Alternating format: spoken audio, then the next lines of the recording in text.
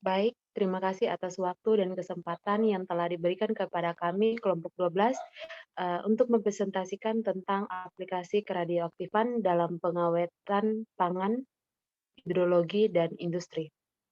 Sebelumnya, saya atas nama Cindy Maricia Nenolius, saya sebagai moderator, adapun teman-teman saya, Katarina Gloria Sililawang, Maria Kristianti Napa, dan juga Wardatul Asyifa.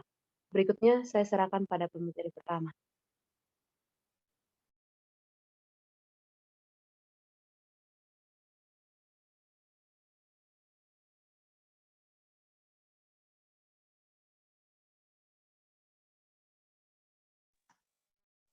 Aplikasi keradioaktifan dalam bidang pengawetan makanan dibagi menjadi 3. Yang pertama, aplikasi keradioaktifan dalam bidang pangan.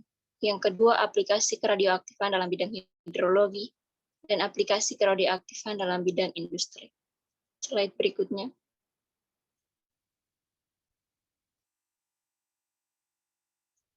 Bahan pangan merupakan materi yang mudah rusak. Tujuan pengawetan pangan adalah untuk menghambat atau mencegah terjadinya kerusakan pangan, mempertahankan kualitas bahan, menghindarkan terjadinya keracunan, dan mempermudah penanganan serta penyimpanan. Iridiasi merupakan salah satu jenis pengawetan bahan, bertujuan untuk mengurangi kehilangan akibat kerusakan dan pembusukan, serta membasmi mikroba dan organisme lain yang menimbulkan penyakit terbawa makanan.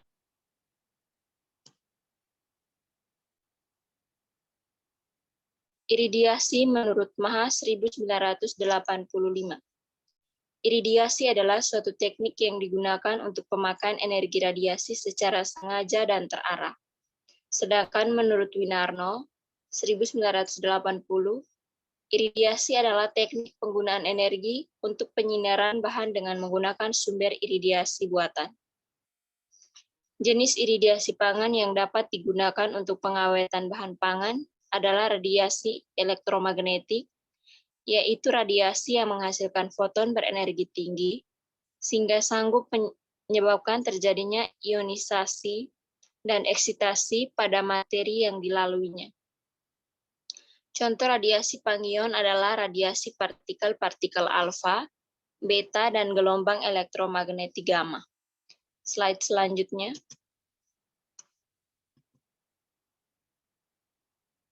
Yang berikut dosis radiasi. Dosis radiasi adalah jumlah energi radiasi yang diserap ke dalam bahan pangan. Kalau jumlah radiasi yang digunakan kurang dari dosis yang diperlukan, maka efek yang diinginkan tidak akan tercapai. Sebaliknya, jika dosis berlebihan, pangan mungkin akan rusak sehingga tidak dapat diterima konsumen. Besarnya dosis radiasi yang dipakai dalam pengawetan makanan tergantung pada jenis bahan makanan dan tujuan iridiasi. Teman-teman bisa melihat di samping ada tabel penerapan dosis dalam berbagai penerapan iridiasi pangan. Suatu mikroorganisme akan mengalami kematian bila diiridiasi dengan dosis yang tepat. Untuk mikroorganisme tertentu seperti virus 10-200 kg, bakteri berspora 10-50 kg, bakteri tidak berspora 0,5-10 kg, serangga 0,01-1 kg, dan hewan bertingkat lebih tinggi yaitu 0,005-0,01 kg. Slide selanjutnya.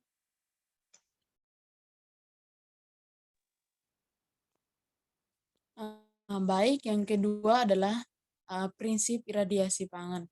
Pada pengawetan bahan pangan dengan iradiasi digunakan radiasi berenergi tinggi yang dikenal dengan nama radiasi pengion karena dapat menimbulkan ionisasi pada materi yang dilaluinya. Radiasi mengaktifkan organisme perusak pangan yaitu bakteri, kapang, dan kamir. Iradiasi juga efektif untuk memperpanjang masa simpan sayur dan buah segar karena membatasi perubahan hayati yang berkaitan dengan pematangan peranuman, pertumbuhan, dan penuaan. Berikut adalah skema proses pengawetan bahan pangan dengan iradiasi.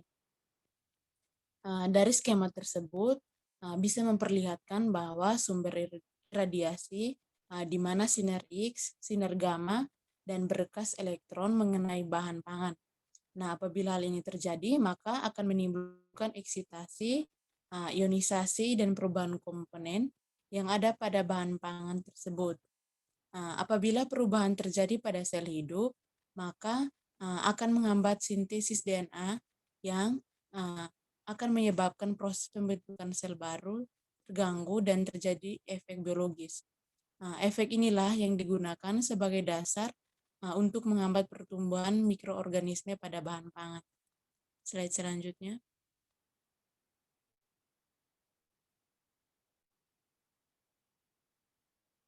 Yang ketiga adalah aspek keamanan.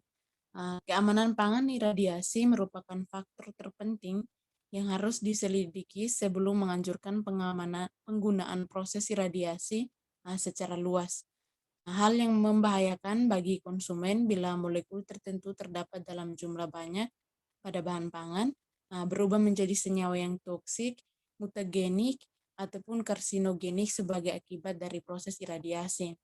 Namun hasil penelitian mengenai efek kimia iradiasi pada berbagai macam bahan pangan, hasil iradiasi 1-5 kg belum pernah ditemukan adanya senyawa yang toksik. Pengawetan makanan dengan menggunakan iradiasi sudah terjamin keamanannya jika tidak melebihi dosis yang sudah ditetapkan. Slide selanjutnya.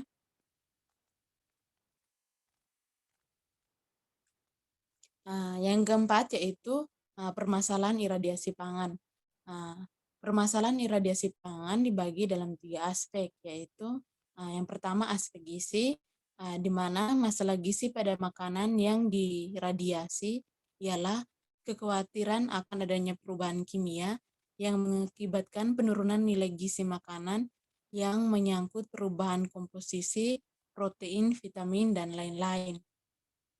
Berbagai penelitian telah membuktikan bahwa makanan yang diradiasi sampai dosis 1 kg tidak menimbulkan perubahan yang nyata, sedangkan pada dosis 1-10 kg bila ada udara pada saat iradiasi dan pada saat penyimpanan, maka akan mengakibatkan penurunan beberapa jenis vitamin.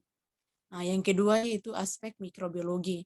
Dalam makanan iradiasi, masalah mikrobiologi yang mungkin timbul adalah sifat resistensi atau efek mutagenik dan peningkatan patogenitas mikroba. Daya tahan berbagai jenis mikroorganisme terhadap radiasi secara berurutan adalah spora bakteri, kamir, kapang, bakteri gram positif, dan bakteri gram negatif. Nah, ternyata bakteri gram negatif merupakan yang paling peka terhadap radiasi. Oleh karena itu, untuk menekan proses pembusukan makanan dapat digunakan iradiasi dosis rendah. Yang ketiga adalah aspek toksikologi. Iradiasi pada suatu bahan pangan yang mengandung air menyebabkan ionisasi dari bagian molekul-molekul air dengan pembentukan hidrogen dan radikal hidroksil yang sangat reaktif. Hidrogen dan radikal hidroksil secara kimiawi dikenal sangat reaktif dan dapat bertindak sebagai zat produksi atau pengoksidasi. Slide selanjutnya.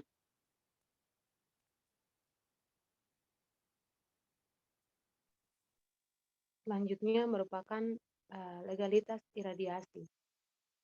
Untuk memastikan terdapatnya tingkat keamanan, jadi pemerintah membuat peraturan tentang iradiasi pangan yang sampai sekarang digunakan, yaitu Peraturan Pemerintah Kesehatan RI nomor 826 tahun 1987 dan nomor 152 tahun 1995. Kemudian peraturan tersebut selanjutnya digunakan sebagai acuan dalam penyusunan Undang-Undang Pangan nomor 7 tahun 1945.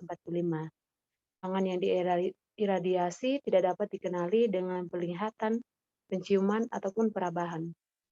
Satu-satunya cara agar konsumen mengetahui dengan pasti bahwa suatu pangan telah Iradiasi adalah dengan menyertakan label yang menyatakan dengan jelas perlakuan tersebut dalam kata, logo, ataupun dalam keduanya. Pelabelan pangan di Indonesia diatur dalam Peraturan Pemerintah Republik Indonesia Nomor 69 Tahun 1999 dan khusus mengenai iradiasi pangan dalam Pasal 34. Slide selanjutnya.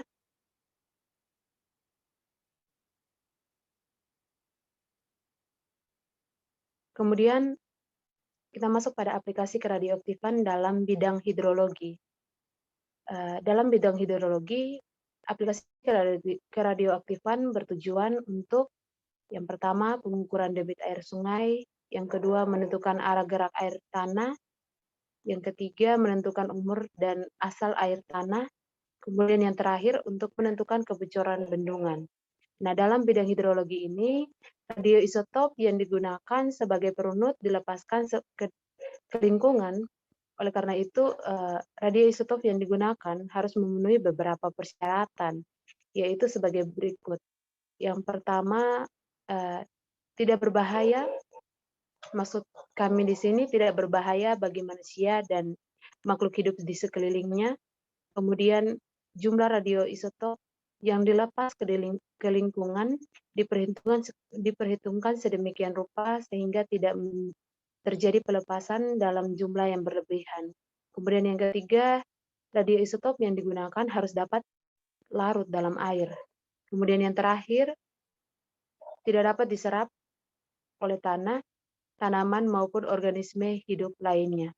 Slide selanjutnya.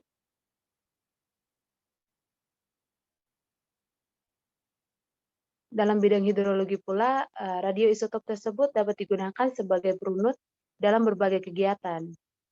Nah, yang pertama sebagai pengukuran debit air sungai. Metode dalam pengukuran debit air sungai adalah pengenceran perunut radioaktif. Nah, radioaktif dalam jumlah tertentu yang tidak membahayakan apabila dilepas dari bagian hulu, kemudian diukur konsentrasinya di bagian hilir. Besarnya perubahan kadar perunut karena terjadinya pengenceran oleh aliran atau debit air sungai yang dapat diketahui dengan cara mencaca langsung intensitas radiasi dalam air sungai. Penggunaan perunut radioaktif untuk mengukur debit air sungai sungai sudah terbukti lebih sederhana dibanding metode pengukuran dengan alat ukur arus. Kelebihan lain metode ini adalah pengukurannya lebih cepat dan dapat dilakukan pada saat sungai yang sedang banjir. Kemudian yang kedua yaitu menentukan arah gerak air tanah. Air tanah selalu bergerak sesuai dengan kondisi geologisnya.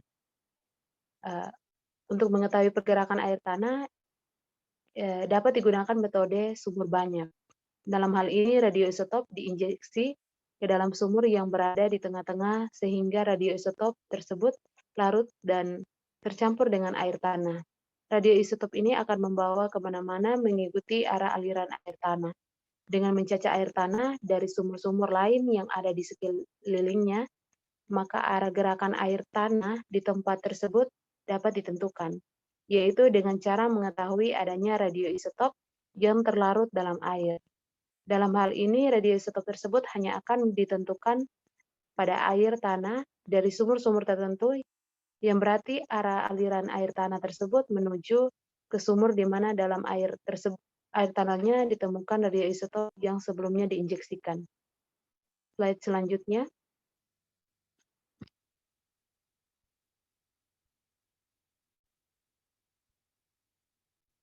Kemudian yang ketiga,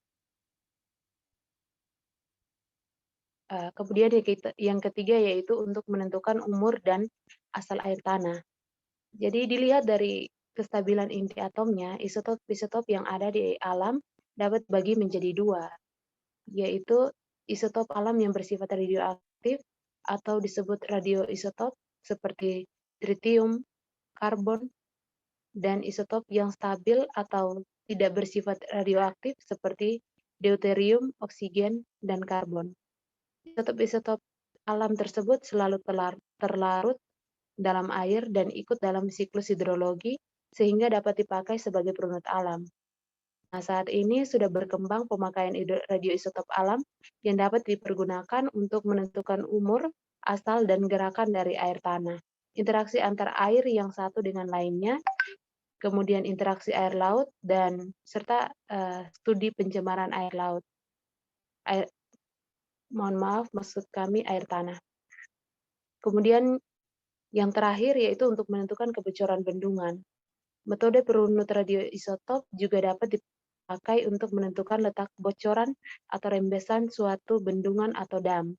Nah, teknik penentuannya dilakukan dengan cara melepaskan radioisotop pada tempat tertentu di reservoir atau air dam yang dicurigai sebagai tempat perembes tersebut berasal.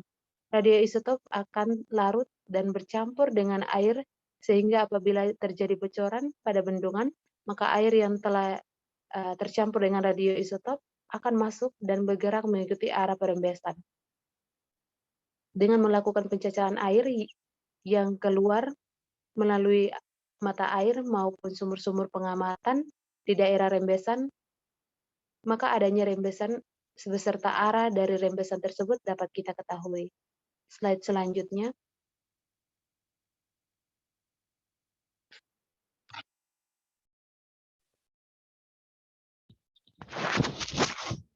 Baik, untuk selanjutnya yaitu C, aplikasi keradioaktifan dalam bidang industri.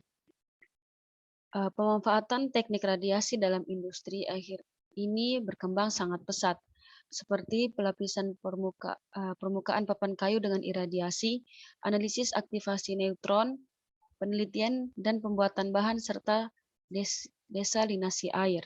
Untuk yang pertama yaitu pelapisan permukaan papan kayu dengan iradiasi.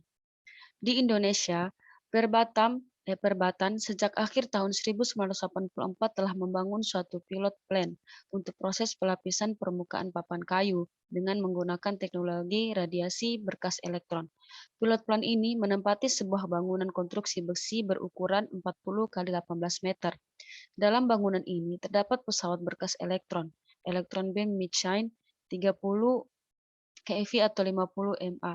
Alat proses kayu terdiri dari mesin ampelas, pelapis tipe roll. Pelapis tipe roll yaitu gambar yang ada di atas ini, kemudian dengan pelapis tipe tirai, gambar yang ada di bawah ini. Di dalam bangunan terdapat pula panel pengendali dan sebuah pembangkit tenaga listrik cadangan di luar negeri. Untuk gambar ini merupakan contoh papan kayu dari hasil proses iradiasi. Yang kedua yaitu analisis aktivasi neutron atau AAN. Neutron dapat dimanfaatkan dalam berbagai bidang, mulai dari penelitian, pengujian bahan, pembuatan bahan semikonduktor sampai ke radioterapi. Aktivasi neutron bertujuan untuk mengubah suatu bahan yang semula tidak radioaktif menjadi radioaktif. Aktivasi ini dilakukan dengan cara menyinari bahan dengan neutron di dalam teras reaktor nuklir. Dari proses aktivasi ini akan diperoleh bahan radioaktif yang mampu memancarkan radiasi. Pada gambar yang tertera,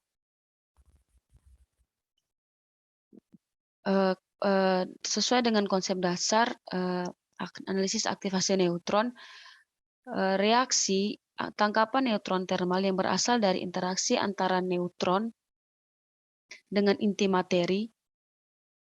Ketika neutron berinteraksi dengan inti melalui tumbukan tidak elastis, maka selanjutnya akan terjadi penyerapan neutron oleh inti sehingga menyebabkan inti materi bersifat radioaktif. Untuk mencapai keadaan yang stabil, ini selanjutnya akan memancarkan sinar gamma dengan energi yang spesifik. Untuk yang ketiga atau yang terakhir, penelitian dan pembuatan bahan. Radiografi neutron merupakan metode uji tak merusak yang secara efektif dapat memberikan gambaran tentang bahan yang diuji. Saat ini radiografi neutron banyak dimanfaatkan untuk pemeriksaan komponen-komponen pesawat terbang maupun pesawat ruang angkasa. Seperti pemeriksaan aliran minyak di dalam mesin. Pembuatan bahan baru dapat juga dilakukan dengan teknik iradiasi neutron. Bahan yang menyerap neutron akan berubah menjadi isotop lain dengan sifat fisika yang berbeda dari unsur lainnya. Contoh dari kegiatan ini adalah produksi radioisotop untuk berbagai kegiatan seperti kedokteran, farmasi, pertanian, industri, maupun penelitian. Selain radioisotop, neutron juga dimanfaatkan untuk produksi silikon semikonduktor dengan pengotor atau dopan fosfor yang banyak digunakan untuk bahan pembuatan tiristor tegangan tinggi maupun CCD untuk kamera video. Mungkin itu saja. Sekian.